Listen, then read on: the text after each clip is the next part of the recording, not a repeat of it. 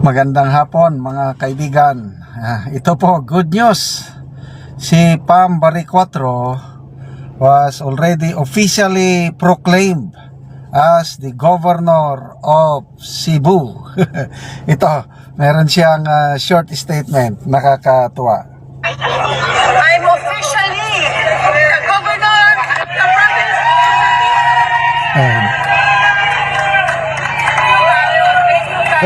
Finally, I'm officially the governor of the province Isa pa.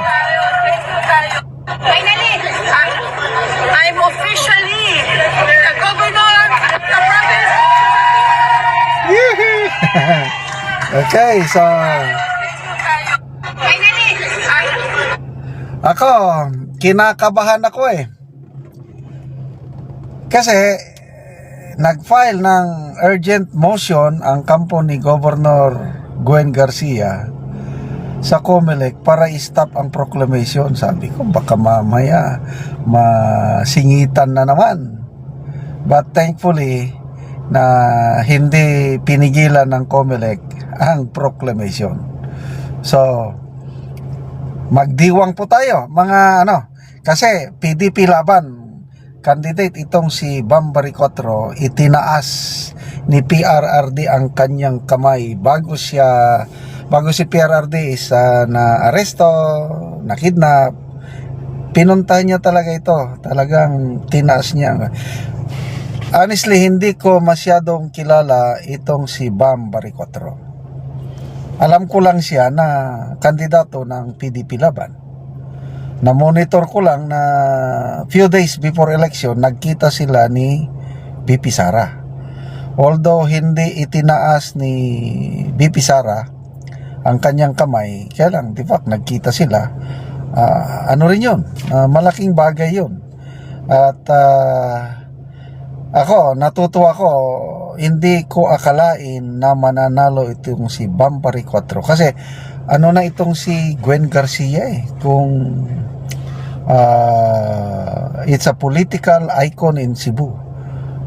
Matagal na siyang governor dyan. At ngayon lang siya natalo. At natalo siya ng isang baguhan. Paki-comment ko ano ba ang background ni Pam Baricotro? May political position na ba siya nung una? Hindi ko naririnig Tapos ano pa siya? Bata pa sandali magbasa tayo ng mga comments. Yun. I'm officially the governor of the province. Unang nag-congratulate sa kanya si General Orlando De Leon. Congratulations, go. Yami Kore. Doktora Burden is very happy in heaven. Yung namatay na kalaban ni Gwen. Doktora Burden. Joby de la Cruz, Governor Pham. Focus sa hospitals and flood control, please. Ito ngayon ang malaking challenge kay Governor Baricotro, yung pag-deliver niya ng yung change. Kasi sa mga nababasa kong comments lang ito, hindi maganda ang performance ni Governor Gwen Garcia. Kasi kung maganda pa ang kanyang performance, hindi siya papalitan dyan. Tingnan niyo ang mga Duterte. Ang tagal na. Since 1986, nandyan ang mga Duterte. Walang makatalo-talo sa mga Duterte. Partida pa yan Nakakulong pa ang ating Tatay Digong. Nanalo pa rin. Bakit? Nakikita sa performance. Bakit mo papalitan? Ako against ako sa political dynasties. Kaya lang, depende sa leadership. Kung katulad ng mga Duterte ang mamuno, bahalang hanggang kaapu-apuan nila mag-lead sa Pilipinas, okay lang ako. Hindi ko wala pa akong na-meet na mga Dutertes. Si Tatay Digong, BP, Baste, wala pa, wala. Nakilala ko lang sila Dahil nga sa kanilang performance. 1985, dumating ako sa Mindanao. Balitado ang Davao na masyadong napakagulo. Nakakatakot magpunta ng Davao noong 1980s. Nasayin ako ng Caraga Region, Agusan del Sur. Katabi lang namin ang Davao. Kaya lang nakita ko yung transformation ng Davao from a very violent place na naging safe haven, naging progressive at it is now because of the Dutertes. Kaya hindi sila matalo-talo o hindi pa naipanganak ang makakatalo sa Duterte. I tell you. So balik tayo sa Cebu. Matagal ng Gwen Garcia. Kung maganda pa ang kanyang palakad, mamahalin siya ng taga Cebu. Itong resulta ng eleksyon. Ang layo ng lamang, halos 300,000 ang lamang. Ibig sabihin, hindi na maganda ang performance. Kaya yan ang challenge nga dito sa bagong gobernadora. How will she deliver? Okay. Focus na sa hospitals and flood control, please. Lee Marapao. Congratulations, Governor Pam Baricuatro. Thank you, former Governor Garcia. God bless Cebu. Poros congratulations.